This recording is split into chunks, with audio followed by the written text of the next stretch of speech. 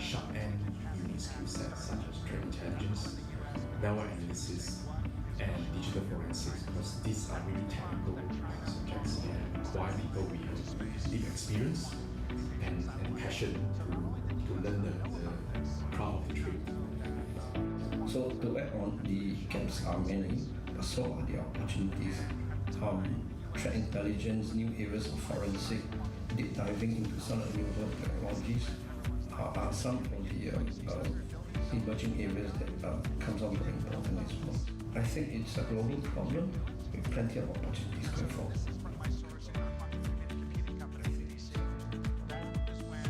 One of the big reasons why we wanted to be in Singapore is because it's a very easy place to do business. Because the Singapore landscape is very easy to make sure that you're actually a legitimate business. You can set up a bank account. You don't have to go through like various levels of checking just to make sure that you are a real business. But I think in terms of the international reach that Singapore has and the high turnover rate of businesses and people coming in the country, Singapore is our top choice. It's terrifying, the ability for hackers. And if you look at cybersecurity today versus 4, 5, 6 years ago, cybersecurity is a commodity now. You can go onto the dark web today and you can go and buy for $45 or $100, you can go and buy packets of hacking material that if you want to hack somebody, you want to hack a hospital, you want to hack a school, you want to hack whatever. So if you ask me, the threat's getting bigger and bigger every single day. Singapore was on the radar for us because it just makes sense. If we want to have a foothold in Asia, where else are you going to go? Strong support from the Singapore government to provide training to the cybersecurity workforce. The Singapore government has made it really attractive for cybersecurity companies to set up its global or regional headquarters in Singapore. Easy to find partners here to collaborate and pursue opportunities in this region. Heighten your cybersecurity potential with us. Connect with Austrade now. Connect with Austrade now. Connect with Austrade now. Connect with Austrade now.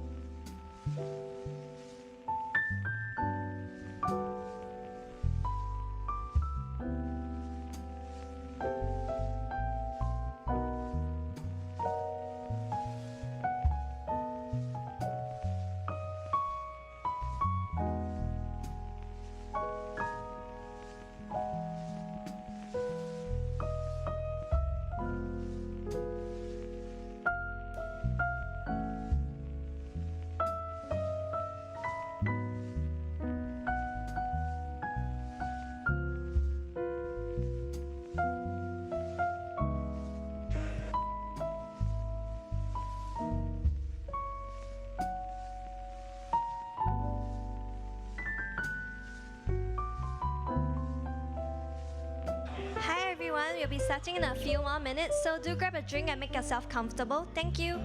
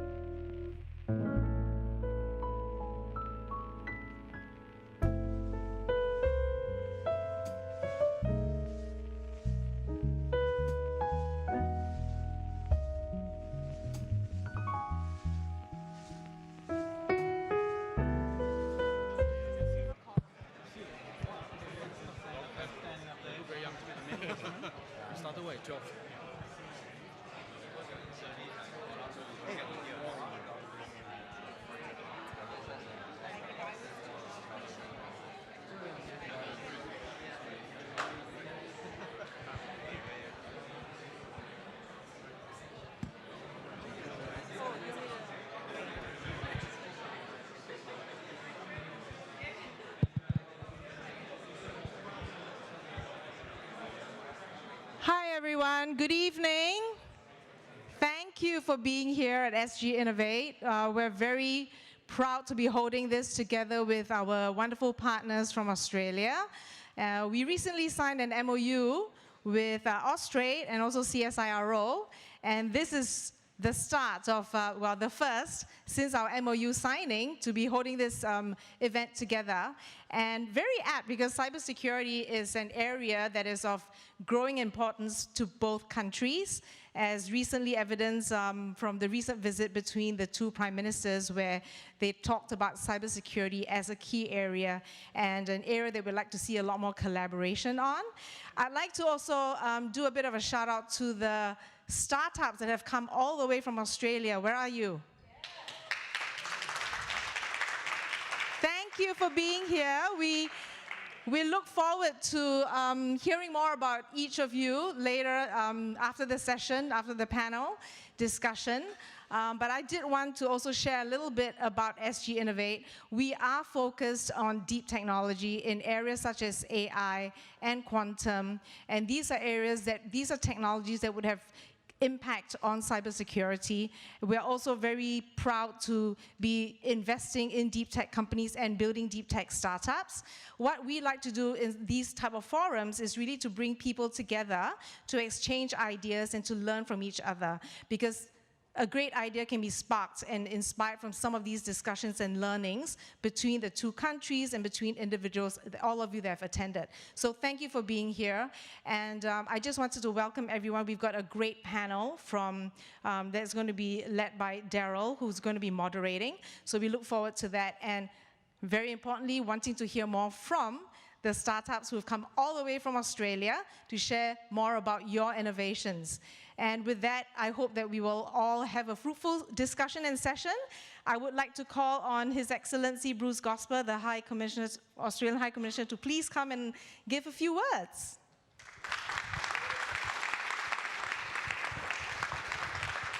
Well, thank you very much, Zeki. It's always a pleasure to be down here. You always get a bit of a buzz being here and listening to the stories, and we'll have a fabulous panel here today. So this is an interesting subject. It's part of a cluster of issues which have, in the last 2 or 3 years in the bilateral relationship between Singapore and Australia, have really risen in prominence. When our Prime Ministers meet, as they did last November and as they did again just earlier this month, this was one of the 2 or 3 issues that they talked about, the work we're doing together. And why is that? I mean, it's pretty obvious in many ways. I guess the big picture is, if you look at what's happening globally, you see this threat to the durability of institutions and norms and habits of cooperation that have been built up for many times. But that's also happening simultaneous with this very complex interdependency that economies have, and a whole range of new problems which are quite wicked problems of the global commons. And that really sort of brings home, I think, to countries like Singapore and Australia that we've got quite a challenge on our hand. And it leads people to think about how they actually more effectively approach those problems. Singapore's come up with a very good plan around cybersecurity, and it sort of, I think, emphasises the 3 key things. It emphasises the need for greater resilience, not just in our own economies, but in the region around us, because of those interdependencies. It emphasises the need to build up an ecosystem, and Singapore is certainly doing that with the sort of companies that it brings here to Singapore, and it talks about partnership. Nothing can be achieved effectively nowadays, whether you're big or small, without effective partners between people with the right sort of capabilities and the right sort of orientation. So that's very much reflected in our approach as well, and it's certainly reflected in the agreement that the 2 governments our cyber agency signed in 2017. It'll be helped by the agreement that SGInnovate and Austrade and ESG as well. Weren't they part of it? No, cyber. Signed on deep tech collaboration a little while ago. And so here we are today, and it's a great pleasure to be here.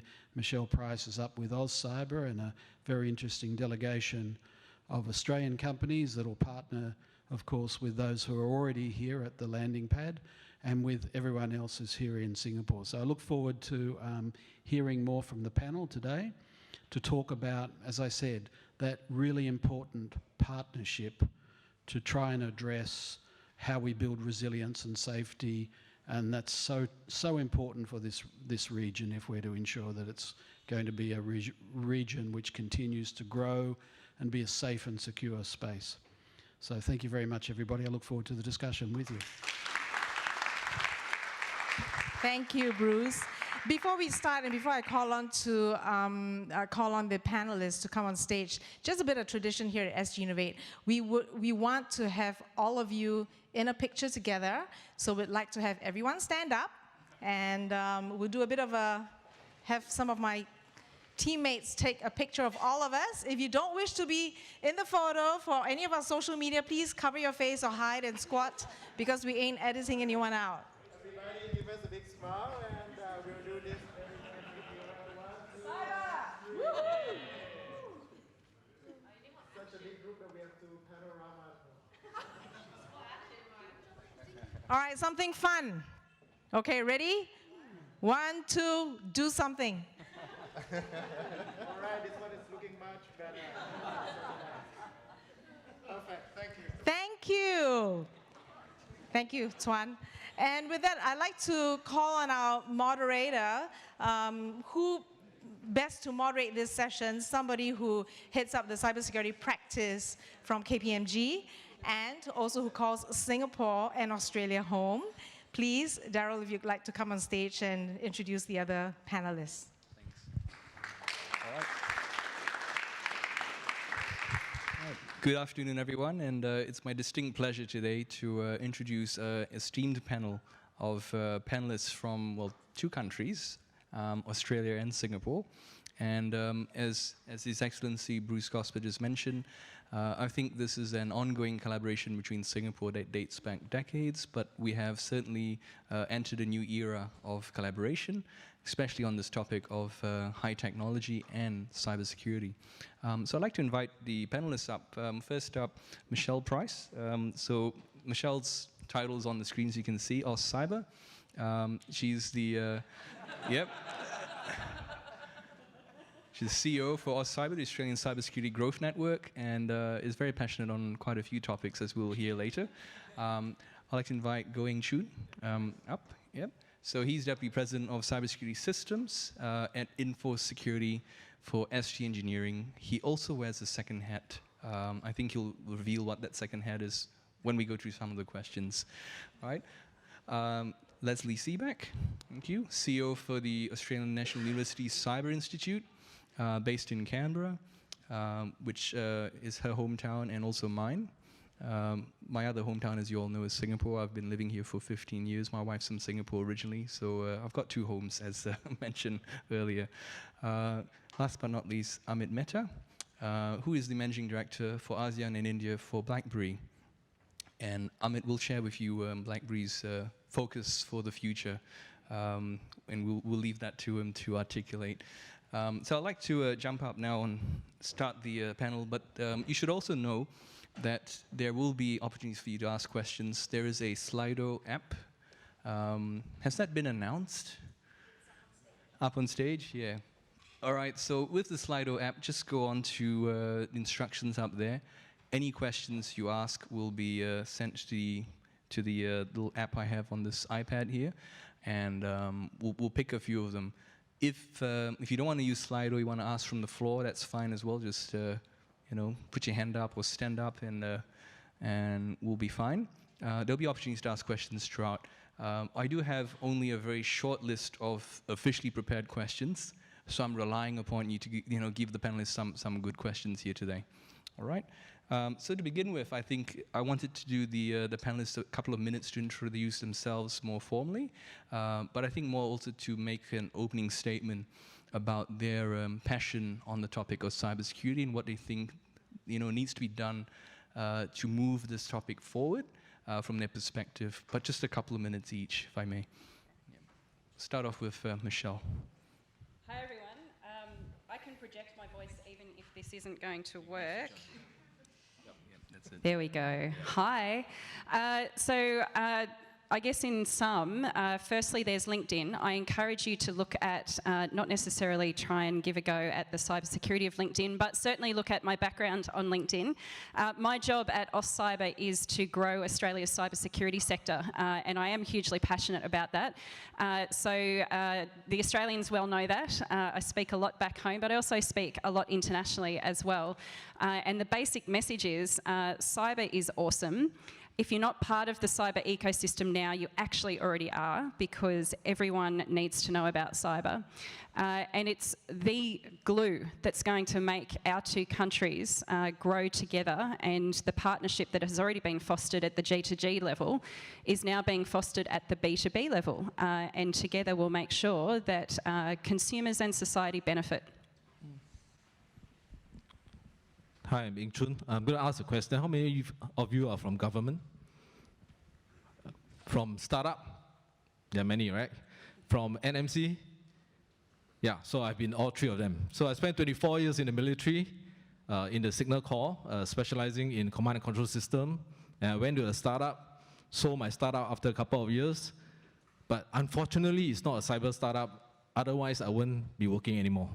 And now I'm in ST engineering. I have another hat. Being here, I'm also the chairman of the cybersecurity chapter for SGTech.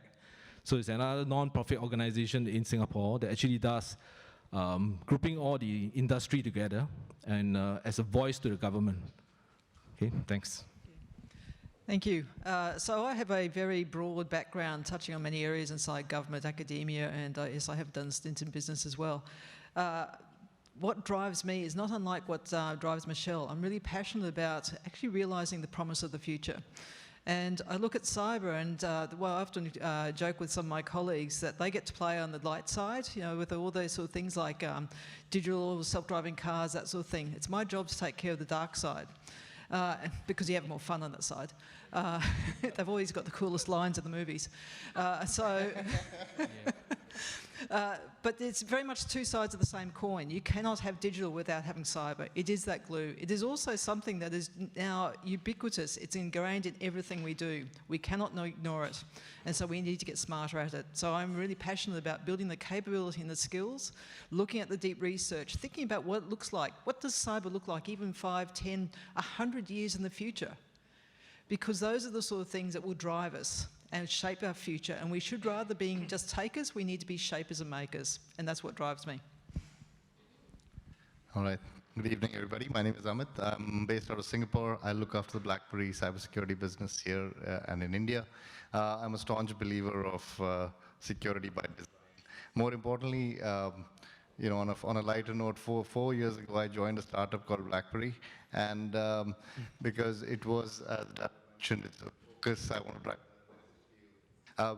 Everybody knew our brand, but we were transforming ourselves, and we are a cybersecurity AI company, helping some of the most critical government and business mission-critical infrastructure companies. So I'm here to learn from all of you and really promote what we can do with the startup community in terms of all. It's about awareness around security, both in the physical and digital world. Thank you. Thanks, Amit. We're having some sort of a mic problem, but we can use this one if there's an issue. I'll jump into the first question, and it's quite a curly one, right? So it's open to the panelists to decide what they want to jump in and talk about. So today we're sitting on the edge of a trade war between China and the United States. Australia and Singapore, of course, are going to be caught up in between these two giants of the world of commerce.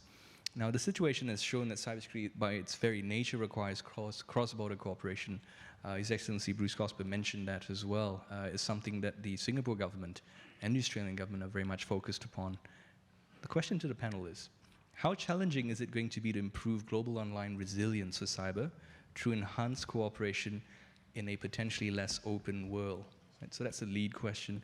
As a follow-up question, what can Singapore and Australia do to support cyber cooperation and build an appropriately global regulatory framework and a dynamic innovation ecosystem, involving the startups, academia and government on this topic? So we'd like to jump in on that first.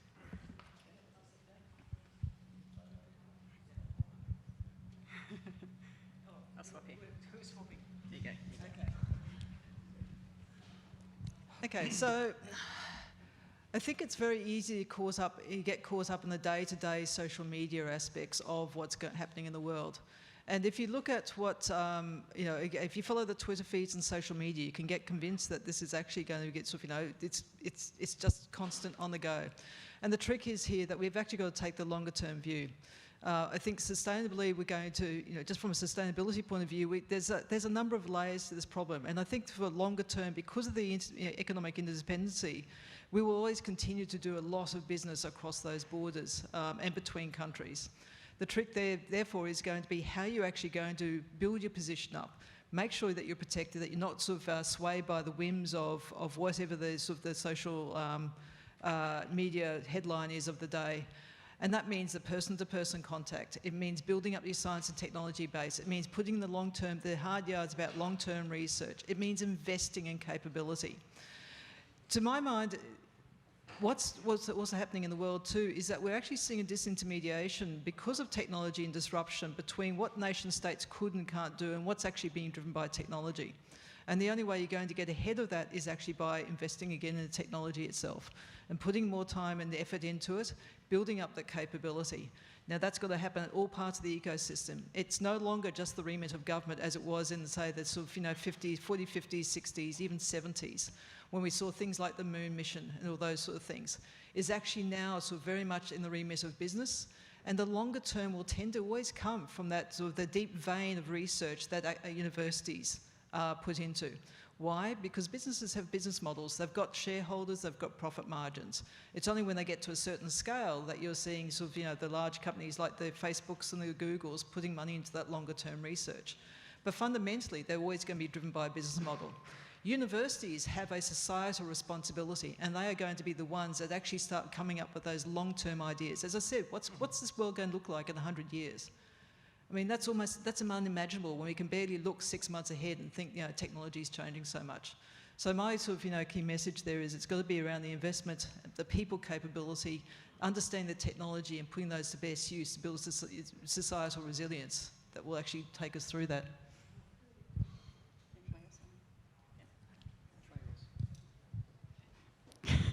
And I think to add to that too, the question around what Singapore and Australia can do. We've obviously invested on both sides, a lot of energy in making sure that we understand the ways of doing business in each other's countries. We've appreciated now, I think, to a pretty deep level how our respective research systems work and where we've got common ground on the way in which we innovate and commercialise. So there's a natural partnership there, and to Bruce's point, partnership absolutely is key.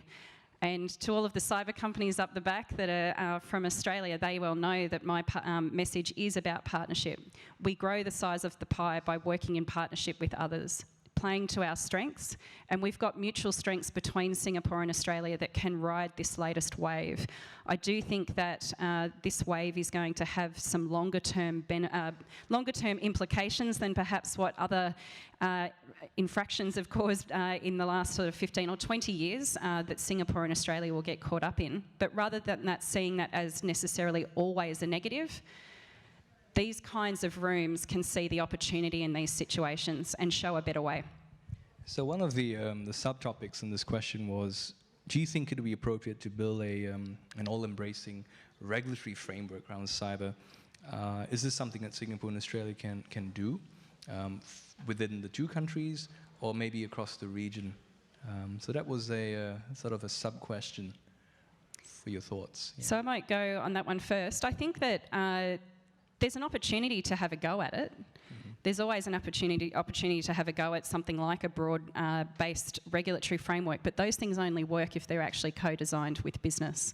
And it's where most governments over the past 20 years, in my view, have actually failed on regulation. It's not been co-designed with industry. Now, that doesn't mean that you should be designing regulation that suits the purposes of the big end of town and forget the smaller end of town. A genuine co-design effort around regulation on cybersecurity would actually give us an enormous strategic advantage. Whether or not there is a government appetite to do that in collaboration with both ends of the spectrum around business is another thing. And of course, universities are businesses too. Do you have a view on that one? No, I'd echo Michelle's comments about the co-design. I think because the field moves so fast, it's very easy to focus on the fast-moving aspects and then try and concrete them in. I think having a more sophisticated understanding about what cybersecurity actually is going to help as well. So, for example, if we sort of said, okay, we need to sort of regulate apps, for example, that's actually a fast-moving segment of the tech stack. And if you regulate it, because regulation inherently slows things down, you're going to lose sort of elements of flexibility and adaptability. So the more sophisticated understanding you can have, the better. Because the second thing is, regulation does provide a certain degree of stability and mutual understanding. So again, co-design is important. The third thing is, if you start just doing between Australia and Singapore, that's great. How best, the question I always have is, how best do we actually build out from there? And that means sort of bringing more people onto the tent. Once you've shown that things work, because there's nothing, in my experience, that shows, brings people along on the journey better than showing this works, we've done this, this is the implications, because there's always a degree of fear around the uncertainty in the world. So, Eng Chun, if I could get you to jump in on the dynamic innovation part for the ecosystem. So the second point around this whole topic is around collaboration, and it's actually the driver for today's event. How do you think the innovation, the collaboration between Singapore and Australia and cybersecurity industries for future cyber-ready workers? I think there's a talent question here about how you improve skill sets. There's a global shortage of trained people in cybersecurity in every country you talk to. And this is not just about IT-trained employees or workers. If you look at cybersecurity, the nature of it covers a whole broad swathe of things: legal, and operations, supply chain, because you've got all the third-party cyber attacks going on. It's to do with deep skills in designing new technologies, so programming, hardware, software. It's a whole bunch of things. And not to forget risk assessment and risk management. That's a different skill set as well. And not to forget, as I mentioned, you've met some of them. I've got a few interns at KPMG at the moment. They're studying international relations. And related to the first topic just now, how do countries capitalize on the ability to talk to each other and collaborate and build a network of sharing, right? So there's a lot of questions in there around what is really the skill set of the future workforce in regards to cybersecurity. What are your thoughts on that? So before I answer the long question, I just want to remind all that actually in Singapore and Australia, they signed a comprehensive strategic partnership, if I'm not wrong, back in 2015. So in fact, you can take the same framework, then add on cybersecurity within it, and then expand the collaboration between the government, between G to G. And then from there, then there'll be a lot of other exchanges between industry and industries, and then hopefully from there, you create business. You see, for the startup, for the business, very important is that you must have opportunities. Either the two come together to expand the market, or to make money out of and find solutions to all the government providing solutions and all this. So this is something you need to do. The second one is really on skill.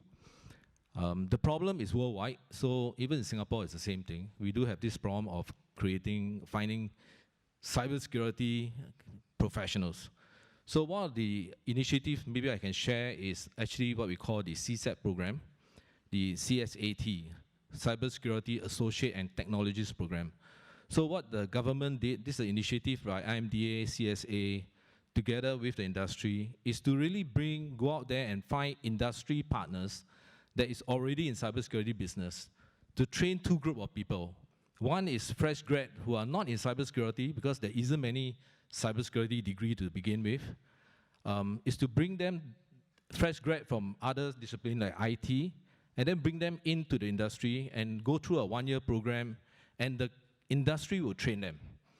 But the caveat is the industry will train them, they get to keep a certain percentage of them, but they have to agree with the government to release the rest of people into the market.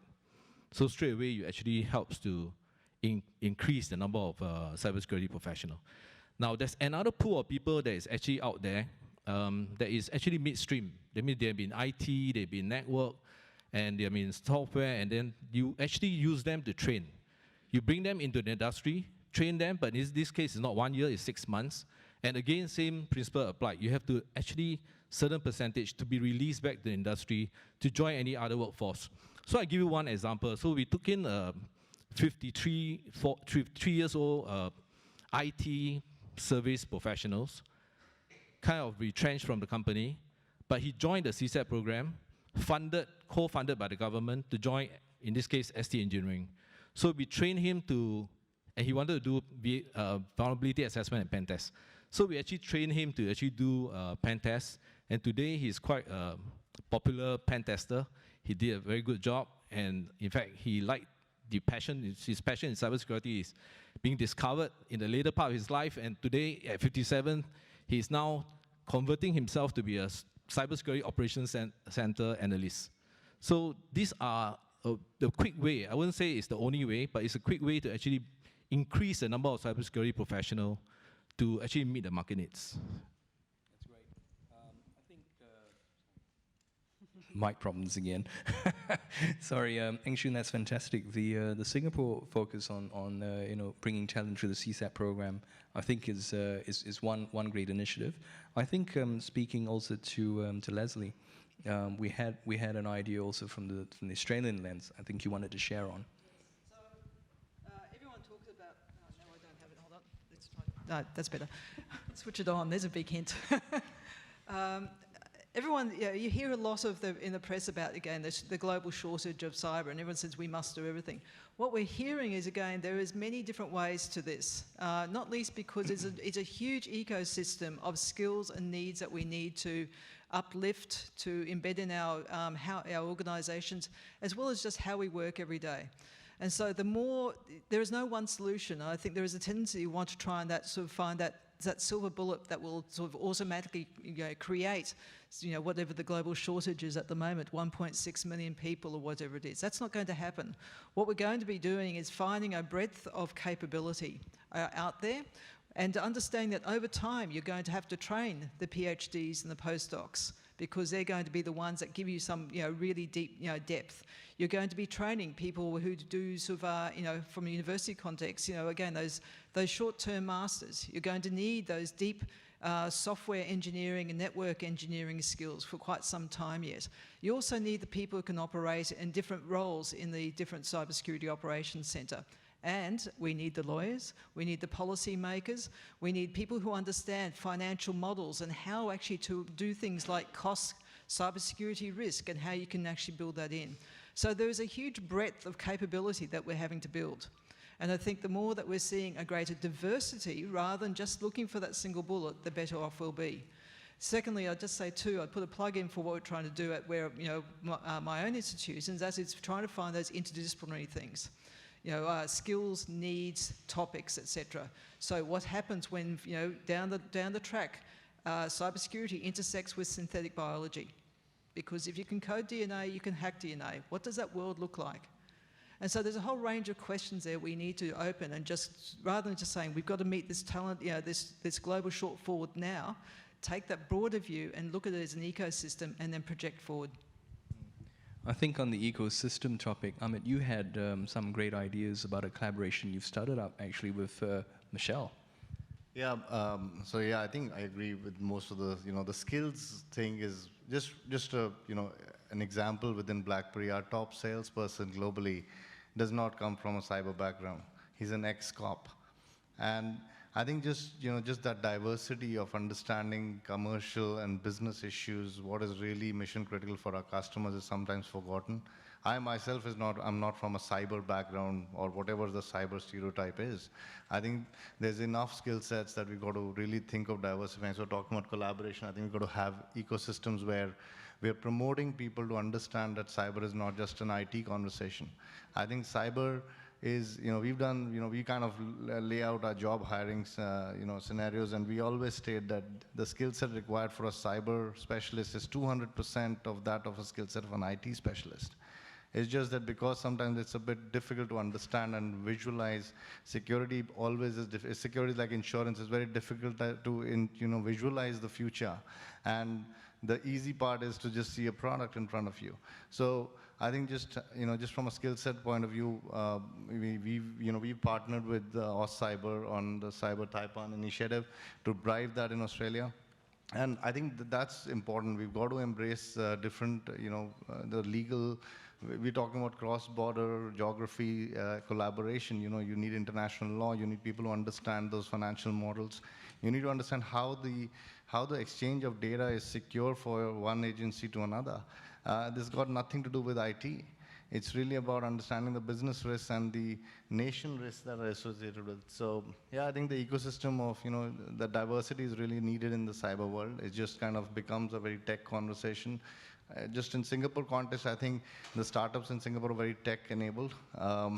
What needs to really change as an initiative in this country and beyond this Singapore is really look at bringing those business skills and articulating that risk as, it's just about a matter of time when the cyber conversation becomes into a risk management conversation. And I think if you look at the big banks, the risk management is still a different function and the cyber is still a different function, which just baffles my mind because the risk management people actually get it.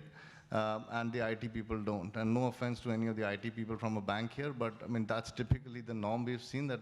But it just kind of becomes an IT problem rather than a risk management issue. So yeah. If I could jump in there, there's a couple of questions from the audience on this topic. Actually, I'd just like to get you guys to answer some of those. So I think probably Michelle, this one's going to go to you. Do you think there's too much of a focus on products instead of training people in regards to cybersecurity?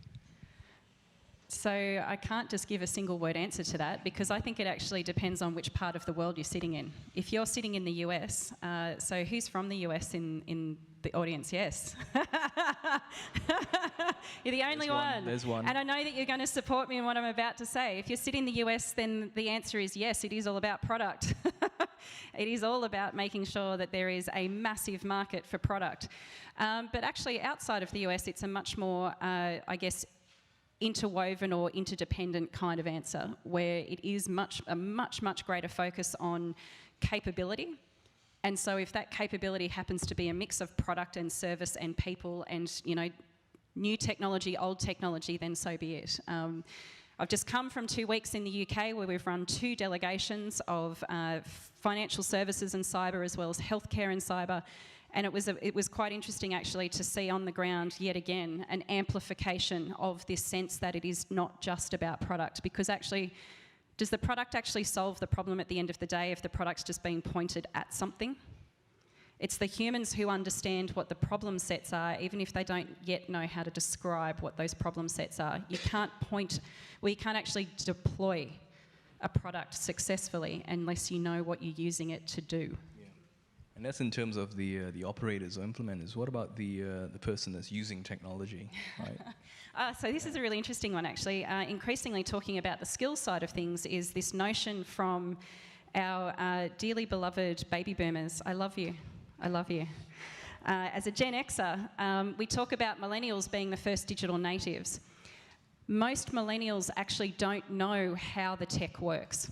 So yes, they are the first generation that has never known a world without the internet, but most of them have not been taught what goes on inside the tech that they're using natively. So it will actually be my children's generation, and if you're about my age and you've got young children, hopefully across our jurisdictions we'll have curriculum that not only teaches kids how to use the technology safely, they'll also know how it works, so that we can actually advance the way in which we integrate services and product together. Fantastic. So I'd like to shift the focus slightly now to the panel talking about the CISO, the Chief Information Security Officer, and the role of a CISO at the board level. So we're seeing quite an uptick these days of the CISO actually having a senior position, either reporting directly to the CEO or actually having a seat to report to the board. Now, do you think there's been an evolution in corporate regulations or frameworks to encourage this? Why are boards now actually ensuring cybersecurity is part of their management mandate? Or do you think that's just a trendy thing that's happening a very short while, it'll fall out of favor in the next year or two when the fad moves on? What do you guys think about that? So, can I jump in? Yeah, okay.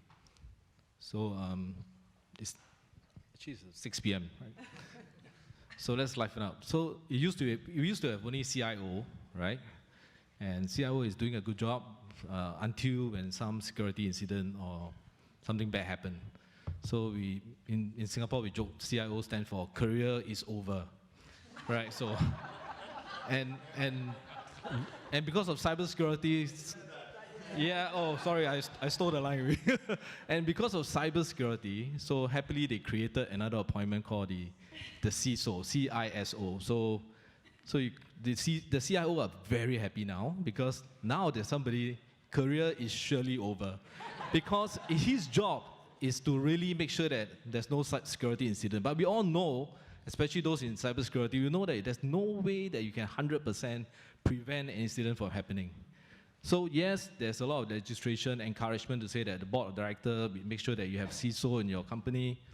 Even in ST Engineering, because I'm running the cybersecurity business, I support my internal parent company, which is the ST Engineering. They're doing aerospace, maritime, land system, and electronic business. I also created a CISO just to take the heat away from me. So I put my CTO to become the CISO. Now, the more important thing is not about the CISO. The more important thing is the board of directors being trained. Because before you even embark on appointing anyone to be a CISO, I think it's very important that the board themselves has to be cyber aware. They need to understand about cybersecurity threat. Then the value of a CISO will become important. Otherwise, you'll be just creating another appointment just to make sure that you blame somebody when something bad happens. But cyber incident is not about technology. It's not about being attacked. It's actually a business decision. So the business owner, the CEO, the president, the board director need to be to have a full awareness of what cybersecurity threat is all about. And then they can work very well with the CISO, and hopefully the CISO from the side table will come to the main table alongside with the CIO. Because I saw organizations put CISO reporting to CIO. That's wrong. Because if you are serious about security, then the CISO will be in the same level as the CIO. So that's my take. Yes, it will increase, but more importantly is our board of directors being trained. Now, we've got a couple of CISOs on the panel. Yeah, so view from the CISO. Okay, well, I'm actually not the CISO. I am the career is over. Former. But having been the career is over when I didn't have a CISO and when we did have a intrusion, again, effectively fell to me in that role. And again, my role had been created explicitly because for the first time, it was understood that technology was so important to the business I was in. I reported to the CEO, which was the first time. Typically, you'll find at that stage and the level of maturity in those organisations that there'll be a chief operating officer or something similar, and the CIO report to that role. So that was first up. I would say, though, that, again, I completely agree. It's actually the senior, the board, the senior leadership that all need to be trained, and we will get there. We have got no choice but to get there because this is not a technology issue. It is a business issue. It is a business risk. It needs to be understood in those terms. The second thing is I still have some concerns about putting a CISO into that role because typically also unless the organisation has come to grips with the nature of the challenge, they will be given the responsibility, or be held accountable for what goes wrong, but not giving the levers and the tools or the responsibility to fix it. And a lot of the problems, as we know, cyber is essentially human. It's actually not, it's less to do with the technology, more to do with the business processes, practices, capability, the deployment, all those issues. The last issue I'd raise too, in a way, I think that putting the CISO at the board level without actually the due support and the fuller understanding is also unfair. It gives them an easy scapegoat, is the sheer complexity of the nature of business these days. And I think too, coming to grips with that complexity is a board responsibility. It is not simple.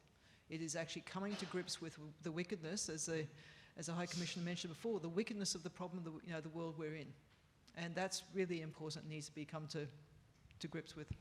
So, sorry, Leslie, there's a question here from the audience for you. It's got 3 upvotes on it. So since you got the mic, let me read it out verbatim. Leslie says, we need to foster research and innovation in cybersecurity, but the big security consumers are conservative and innovation averse. What is the solution? I've got someone down the corner here whispering very, very loudly, AustCyber. I'll just call that one out. Yes, so this is where I go back. Look, we've all got to, every nation, even organisations, have to start investing in research and development, science and technology. We've been riding the tail of this for the last number of decades, and we've all seen a decline in the expenditure on national governments, on the part of national governments, but also on the part of organisations. This is something that's not going to be easily resolved. And let me be blunt, a lot of the business models of businesses aren't geared around fixing the problem, not long term. They tend to be fixing the problem in the near term so that, again, they recruit more business. Now, cybersecurity is not the only industry that does that. I mean, I can point to, say, physiotherapists, who sort of said, "Oh, just keep coming back." It is a business, it is a business model that keeps businesses going. I think the more innovative ones and the more forward-leaning ones were saying, actually, we know that this is not sustainable, so what is the long-term answer? Now, the long-term answer may not be, you may not need a moonshot, a Manhattan project to solve this. It actually, because of the nature of software, because it's a general purpose technology, and particularly AI as it's coming along, we will find different ways of doing this. But we actually do need to start investing. This is something we cannot step away from. And we can't step away from it because there will be others who say, actually, we can do this. We can invest. And we will, again, do so appropriately, and we'll get that head start. So we are actually in, an arms race on several different levels here. One is cybersecurity itself, because it's attack, defend, attack, defend. Another one is technological competition, because you can start seeing we've let the genie out of the bottle to some degree. And because, again, we're dealing with things which are actually highly asymmetrical, it's actually fairly easy to do some of these things. That we're going to be in that world, we're going to be investing for some time. Last, however, I would make the point I made before, is that a lot of the changes here we're talking about, and why, again, particular institutions in our societies, both government, and again, there's been some really good work done about this. Again, you look at all the technology we're dealing with, and again, this goes back to the fact we are a bit of a free ride here. This was all developed during the Cold War, and we've been riding that tail. Where is a new investment to change that world? And perhaps we do need an existential threat. I'd like to think not. I'd like to think this is sort of something we can pick up and imagine a world we'd like to live in and drive it accordingly. But we've got to start investing that longer term. So in terms of the investment, I'd like to get Amit to talk about private sector's view on that same topic in question. What does BlackBerry do about innovation and investment in this topic? Do you foster startups or incubate any?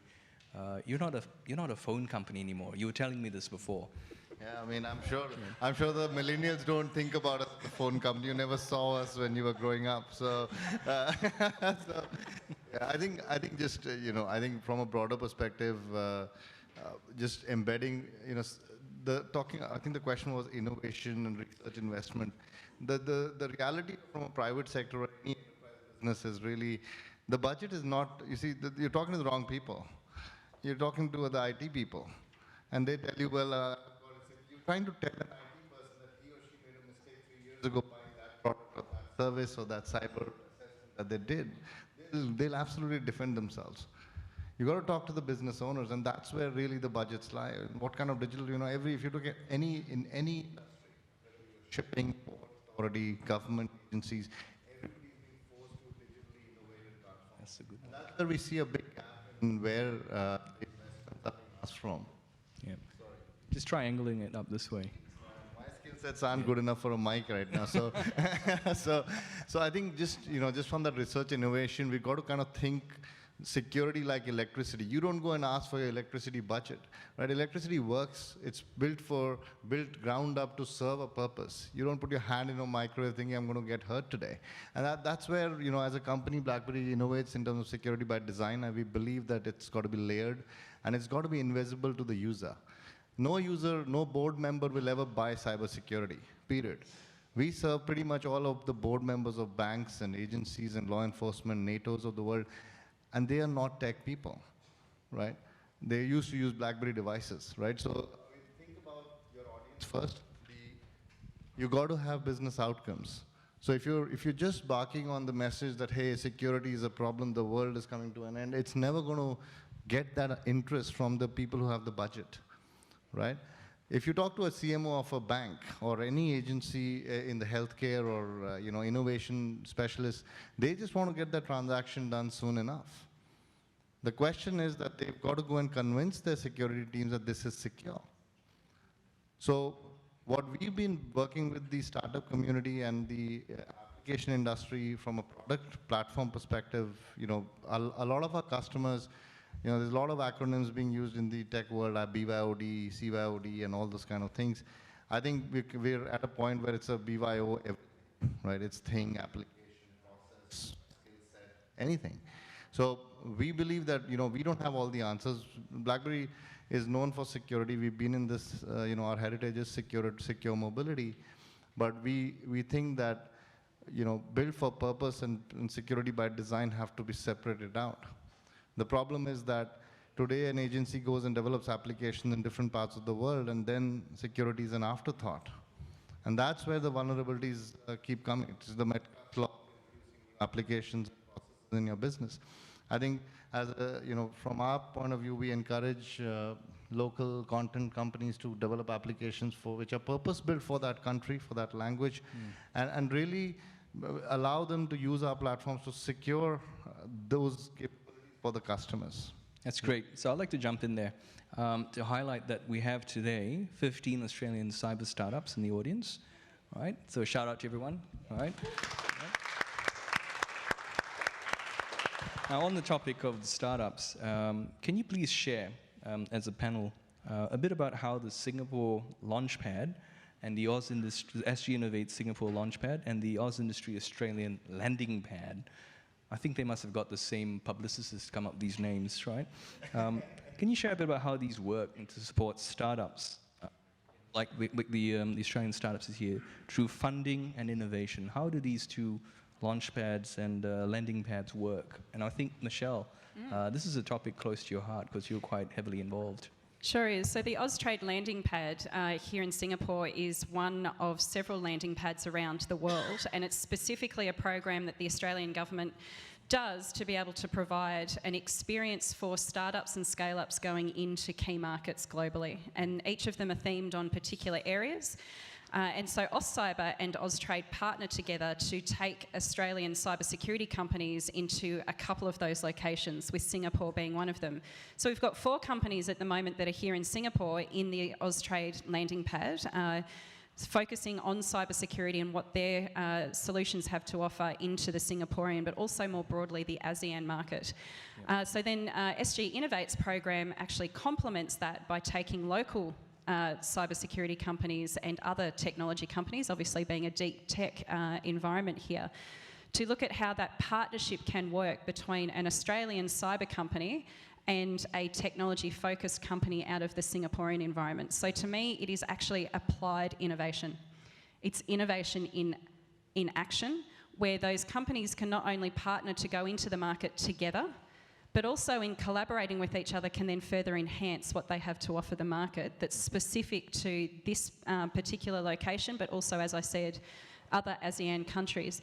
To your point that you made earlier, one of the best parts of the programs that are offered in this location means that companies have a much safer environment to learn what the differences are in the regulatory environment. I had someone in the UK last week suggest to me that ASEAN operates as a bloc like the EU does. I had to withhold myself from laughing because I'm like, wow, you really don't know about our part of the world, do you? Now, ASEAN, from a policy point of view, is obviously operating really effectively now. It's taken a while to mature. But it's more a G2G environment rather than a B2B, an economic environment, although we are seeing economic benefits. So having an environment here in Singapore where companies can learn about that regulatory environment country by country is really important, because missteps in this world can happen like that. And it's over Red Rover for the commercial endeavours if we don't get it right. So Eng Chun, as a company that develops products and solutions for cybersecurity, I'd like to finish up with a question. Before then I get the panel to do the final summaries. Look, historically we've built systems and devices without thought about how to protect them, right? And cybersecurity becomes an afterthought. So we're now seeing cybersecurity moving into what we call Cyber 2.0. Which is cyber in the fence, cybersecurity baked into product development and software development life cycles up front. So moving forward, what do you think are some of the big developmental challenges for the cyber industry? And where do you see the next generation solutions focusing on? So for the first part, because we actually build systems, and for the longest time we are always supporting the mission critical system like defense and all this, so we actually practice the cybersecurity by design, but again, this is something that you need to formalize it, because it is very easy for people to just try to solve the feature function and forget about cybersecurity, or forget about security. So it has to be embedded as part of their design thinking. As they design the system, they have to consider security as part of the design. And this is more so later on when we talk about 5G, we talk about IoT. It will be a case that everybody is rushing out products without cybersecurity. Mm-hmm.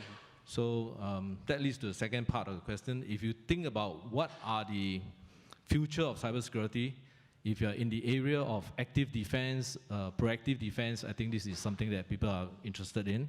If you're in the area of IoT cybersecurity, this is a lot of interest in that particular area. And of course, cloud security and 5G security, these are the up and coming ones. Great. So I'd like to ask the panel now to just quickly provide a couple of sentences each. What are you most passionate about on the topic of cybersecurity, and what do you think needs to be done to move this agenda forward? Amit. Oh, okay. I think, coming to the point, the future is, cyber cannot be ignored. It's becoming a boardroom conversation. It's a business conversation. I think AI and things that are being developed, contextual security will become important from an enterprise and government security point of view, that if I'm a left-handed person and I'm using a device and it falls into a right-handed person, it'll get to that level of behavioral analytics from a security point of view if you have those kind of critical infrastructure and applications that you're running.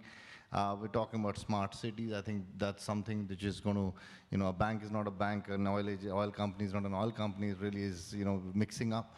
So that functional cross-pollination of business and technical information between industries is going to be really changing the way we consume content, with the way we consume technology. And I think that's one of the great areas where startup innovation can make a big difference in healthcare and mobility, in changing the way, I believe that technology has flattened the world, and this will continue to just grow out of, just make the world a better and a safer place. Great. Thanks, Amit. Leslie. Okay, right. To start with, cyber is actually all about the human. You have to put the human at the absolute centre. Otherwise, they will tend to break things. And they're wonderfully messy. Don't try and force standardisation on people, but build around them. Second is that cyber should be, as mentioned before, an enabler. It's the other side of the coin to the digital. So you've got to have cyber. Every time you mention digital, there should be a cyber component, or a equally as important equal component around the cyber, because this is about actually make it work, function, safe, etc. The last is, stepping back to the very first question, and probably something I should have said before, is that do not let the security aspects suborn the strategic aspects. Security is one aspect, and a very important aspect of strategy. And at the nation state level and at even the organisational level, you have to sit back and start thinking about what is the strategic goals, aims, plans, etc. that we want to put in place here. And then, only then, actually, where does security fit in that? Because the moment you let security dominate strategy and override strategy, you'll break the first two. Most passionate about. Yes. So I agree, the key, most passionate thing to me is actually the people. Because if you trace every attack and you trace it down to the last, somehow you'll find that people is involved. It's never about technology. And it's ironically, the amount of investment in technology is actually increasing, but so is the number of attacks happening. So people is the most important, in my opinion. Right. Michelle? Everything. I am passionate about everything to do with cyber. I think if I had to name just one, when you're speaking to an organisation that doesn't really know a lot about cyber and you put cyber resilience into the context of their business strategy and they see the penny drop and they understand how much their business can grow by being able to be cyber resilient and what that does for their supply chain, that is when the heart gets won and the mind just follows.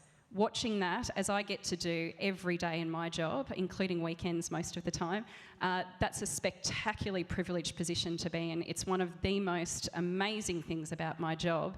And, of course, in equal measure, in helping companies like what we've got at the back there be able to grow. It's a very, very special thing, and actually you don't really see it in very many other sectors. So we are lucky. If you're not part of the cybersecurity sector, game on. Thank you. And I'd like to jump in on that question for me. So what I'm passionate about is inspiring the next generation of cyber leaders.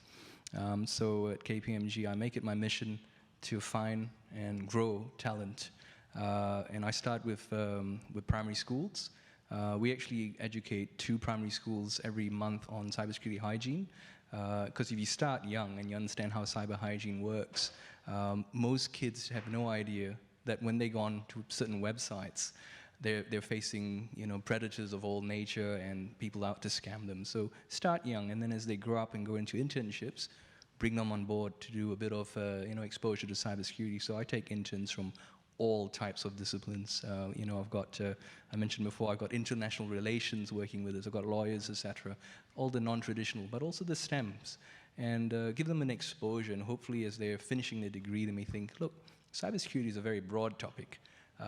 It does need a multidisciplinary approach, and hopefully they found some inspiration by working with me and my team, and they don't need to go to KPMG when they start, but at least enter the cyber profession and help us all, because we are losing the war of a talent because the bad guys are just more seductive, right?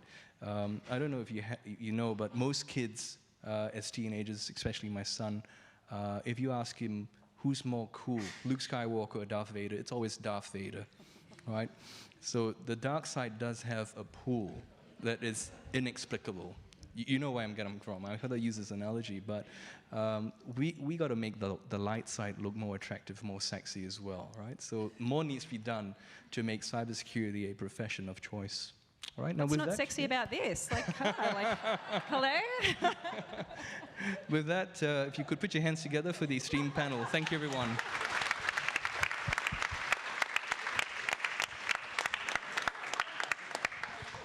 Thank you, Daryl, and thank you to our panel.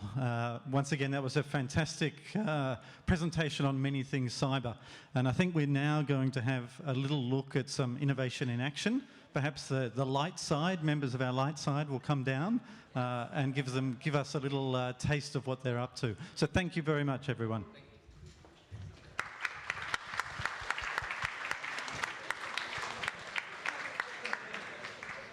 So it's my pleasure now to welcome our delegates from Australia. So if our companies, I know they're scattered around down the back, but if they could start to make their way up to the side, we're going to give them an opportunity to say hello to everyone and give a quick introduction to themselves. Earlier, Zeki mentioned that SGInnovate and Austrade have an MOU. My name is Tally Rayburn. I'm the Trade Commissioner here in Singapore with Austrade, and it's a great pleasure to work with SGInnovate and bring our Australian companies up here to Singapore and introduce them to you today. So without further ado, I've given them a very short time window to introduce themselves, and we've only got that standing between networking and drinks. So we'll go through our companies one by one. First, let me introduce Oculus Solo. Come down, say a few words. I'm a bit insecure about my height, so I'll stand on the stage. So I'm Solo. I'm the COO at Oculus, and we are one of the startups that's been a beneficiary of the support of AustCyber, which has been fantastic. So the numbers I have up on the board might seem a little bit random, but 83% is the percentage of internet traffic that goes through APIs. Now, that does include your Netflix streaming and so forth, but that sits at 83%. 191 days is how long it takes, on average, for a breach to be discovered, right, when that's happened. And in Singaporean dollars, the average breach will cost around 5.23 million, and that does not include the losses to reputation, which can't really be insured against. So at Oculus, realizing these trends in the use of APIs and how exponentially that use has grown, most modern companies rely heavily on APIs, or any companies that are progressive and looking forward, but the security side has not caught up. So the average gateway is still protected by, in simple terms, a username and a password. So we've done some things with artificial intelligence, more specifically machine learning, to study the behaviors around a given gateway, to build a behavioral profile of what is acceptable behavior at that gateway. And in that way, we're able to pick up atypical or anomalous behavior.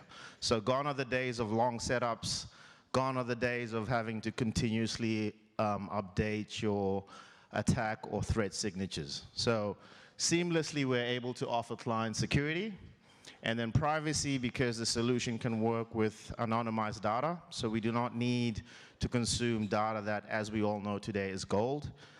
We believe that the privacy of your clients should sit with you. And then finally, visibility. We're able to screen every call, give it a risk rating, and give clients a package of reports on demand that can be technical, detailed summary, or exec level type reports for them to be able to track their threats and understand more what is happening at their gateways. So we deploy via cloud and also on-prem for folks who have higher needs to really secure their systems and know where the solutions are. So that's Oculus in a nutshell, and I would encourage you to have a chat with us if you're curious to know more. We will be in Singapore for a bit of a while longer. We're happy to talk to collaborators. We're happy to talk to folks who are interested in giving us a try and letting the solution do the work itself. But thank you very much, and look forward to talking to you all when we do the networking. Cheers. Thank you, Solo. Next we have Graham from Bank Vault. Come on down, Graham. Thanks. So 99% of all cyber attacks statistically actually target your PC and smartphone. And the goal is to steal your money, access your sensitive private data, redirect a financial transaction. And this is actually quite simple. If I hack your browser with the man of the browser attack, I can trick you to giving me your banking fob, your SMS text, and I can use it. But if you can never intercept the password, this actually creates a silver bullet. This is what we have. So my team and I have created an invisible keyboard. This is not invisible to the user, it's invisible to the hackers. It completely sidesteps the devices entirely. We only create the password in the back-end web server. It simply echoes back asterisks on stream. There is nothing in the device that can ever intercept it.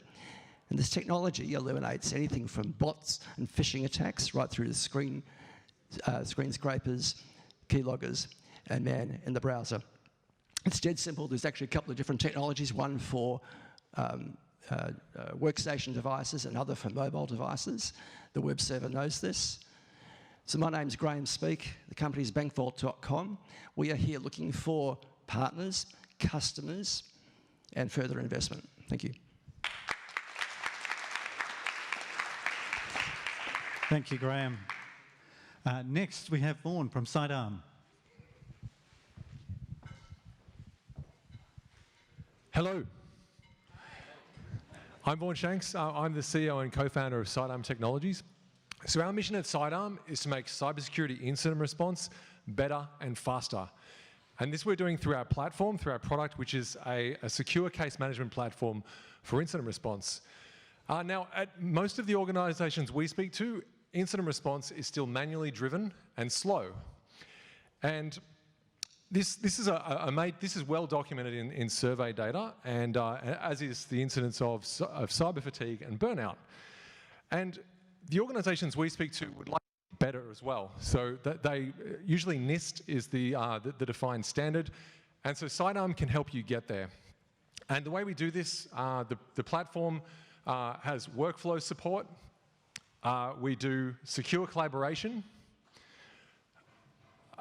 orchestration, and automated report generation. So Sidearm is typically deployed in a security operations center, but the way the product is designed, it's a top-down product that considers the needs of an entire organization. So that means we're thinking about cyber resilience in terms of how the activity in the incident response is then drives resilience across an organization, and in fact in how you collaborate externally as well. So we're working with large corporations. We have a customer who's an ASX 50 listed company. We're working with managed security service providers and government agencies. We're very keen to work with customers in our region, so all of you here, and we can deploy with SaaS, or we can also do on-prem deployment. So if you'd like to know more, come and talk to myself or Ben, my co-founder, and we'd be glad to tell you more about the product. Thank you. Thank you, Vaughan. Next, we have Jackie from Deco Secure.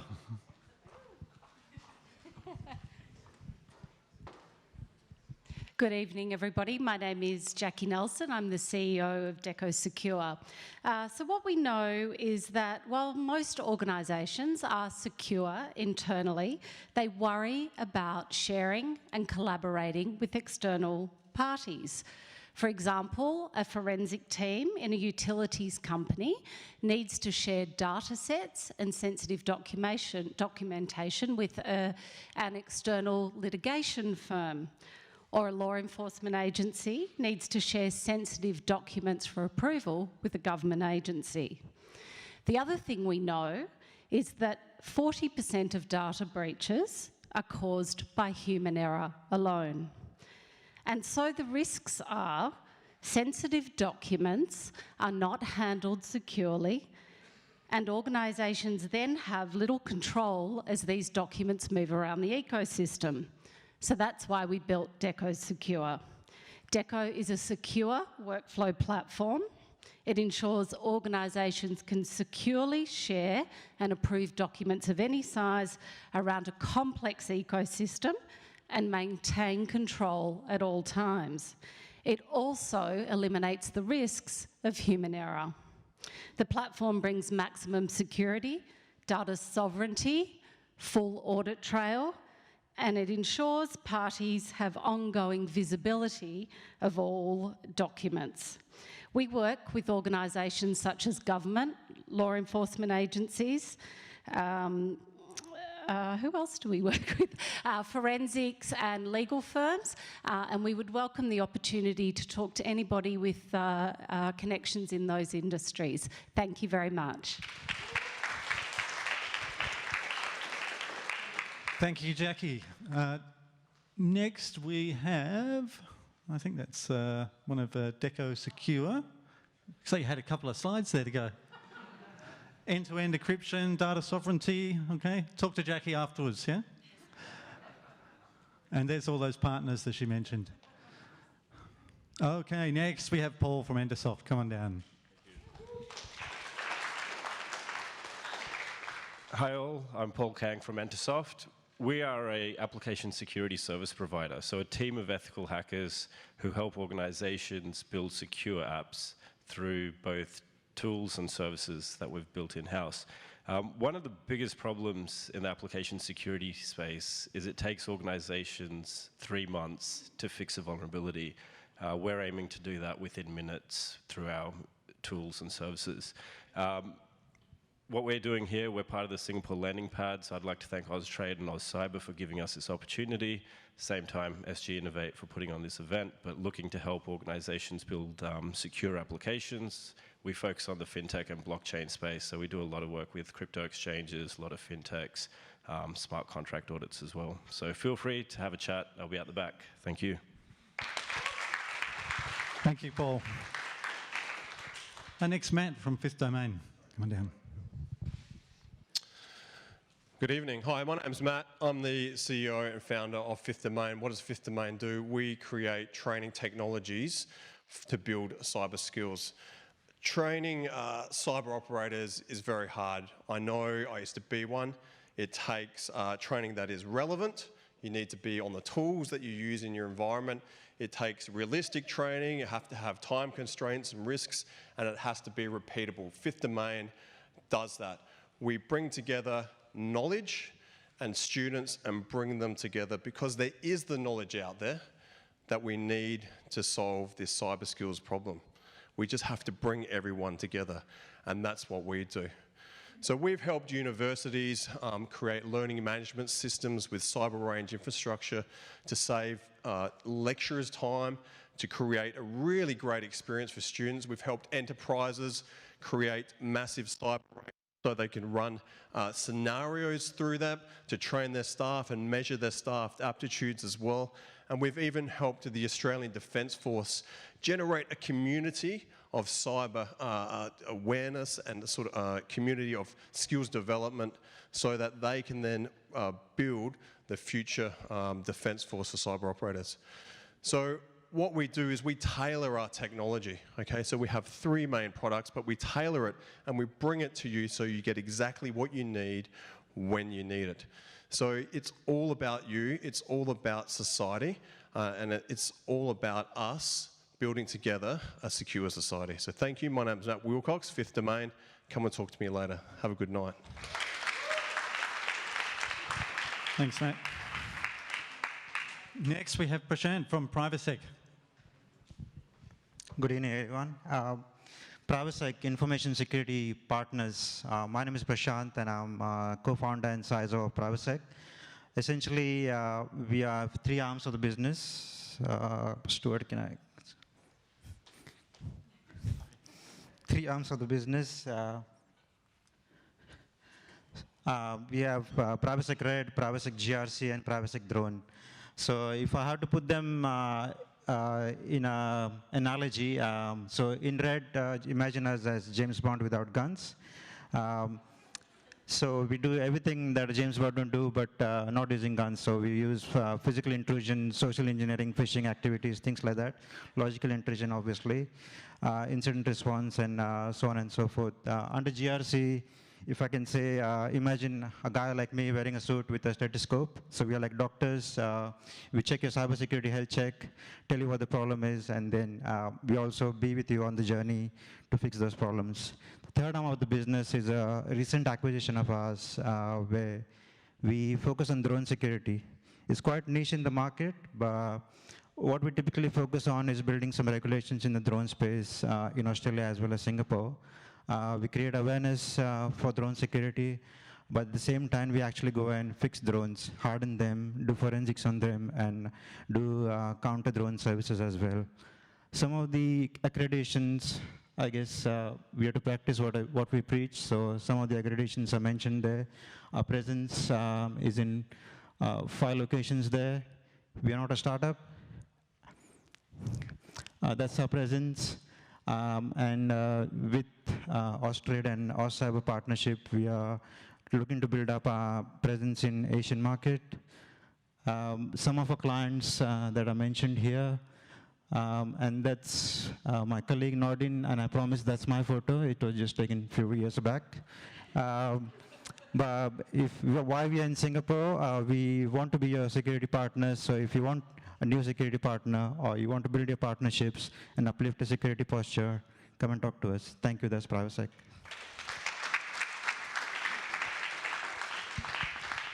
Thank you, Prashant. I see your title there is CISO, not CIO, so doing well. All right, next we have Matt from Red Piranha. Thank you. Yeah, thank you very much. My name is Adam Bennett, and I'm the CEO and founder of Red Piranha, an Australian company founded out of Perth, Western Australia originally, and we now have 5 offices in the ASEAN region. As the logo says, we build advanced security products which protect, detect, and respond, and our crown jewel is Crystalline. We wanted to take security a new approach, because I've heard a lot of talk tonight about the human element, you know, and the problem is I've been in this game yelling about it for 30 years, and for 30 years I've seen the uptake of this technology in organisations, and what we've been trying to do is throw people at a problem that has been scaling exponentially with the uptake of technology, and that is the opposite of leverage. Effectively, you're never going to scale unless we deal with this with technology itself and then train the humans. So our product has fully integrated SOAR. We've automated GRC. We have the best protection in the world with application whitelisting, being able to be administered from the gateway and done in a couple of seconds. And we have the highest visibility, being able to see actual applications running on endpoint devices on a network. We've also got SOAR as a service and GRC automated, and this is aimed at reducing the dwell time in the product. So our record at the moment in dealing with an incident is 24 minutes, and that includes writing the incident response for a customer as well, as we've automated all the incident response and the detection through the managed SOC and SOAR as a service. We have flexible scaling there in the cloud and in appliances ranging from 100 megabits per second to 80 gigabits per second telco devices. We're here for the week. In fact, Monique's here as well from the Perth office, who used to work for ST Telemedia. She'll be up here for 2 weeks as well with meetings with our partners, and we're looking for new partners in Singapore and having discussions about cybersecurity with anyone who wants to talk. Thank you. Thank you, Adam. And last but not least, I have Paul from SecureStack. Cheers. Thank you. I think I only got 2 slides, so yeah, it's all good then. So I've been threatening to wrap my pitch, and I thought that Singapore would be the best place to do this, so get ready. You ready? Yeah, nah. So my name is Paul McCarty. I'm getting boos from the front. You call my bluff. My name is Paul McCarty. I'm the CTO and one of the co-founders of SecureStack. SecureStack has built a platform that allows companies to build in the multi-cloud securely and in the data center, and to manage the security, the lifecycle governance, and the compliance of all that stuff, everywhere it is, from one place, one solution. So the public cloud, it's changed how we do business, right? It's changed the world. All the things that make the public cloud amazing, self-service, instant provisioning, an endless supply of options and services you can spin up, all those things that make it amazing also are its biggest liability, genuinely. The problem is, unlike historically, when if you wanted a new server, you went to an IT team and they spun it up for you. They centrally managed it, they made sure that it was secure. That's not how it works anymore. Your developers, your business units, your digital transformation teams, they can just go and spin up anything they want at any time, anywhere in the world, and put anything in it. Now, how is the industry dealing with this? Most of the tools in the cloud security space essentially are reporting tools. You give them access, read access to your cloud APIs, and they go and tell you, oh, based on this framework, this is what you're doing good, and this is what you're doing bad, and that's it. They walk away. They don't actually help you enforce any security. They don't actually help build any security into your infrastructure or install any apps or integrate it into your existing framework. None of that. So what SecureStack has done is we built a platform that allows you, using a very, very rich user role-based access model, to say your cloud builder admins can build a secure service in the cloud, and then your business development teams and your developers, they can build what they need, do their job, no obstacles put in their way, but they can build and know that it's secure. The guardrails are in place. So SecureStack is here in Singapore because, hey, we like hanging out with cool people. B, we're raising around. C, we're looking for partners. And D, well, heck, we need customers. So there you go. Cheers, guys. Appreciate it. Bye-bye. Fantastic. Thank you, Paul. Well, that brings the formal elements of our evening to a close. There are a few people I have to thank, and I think in this evening's panel, one of the things people spoke about was around partnerships and collaboration.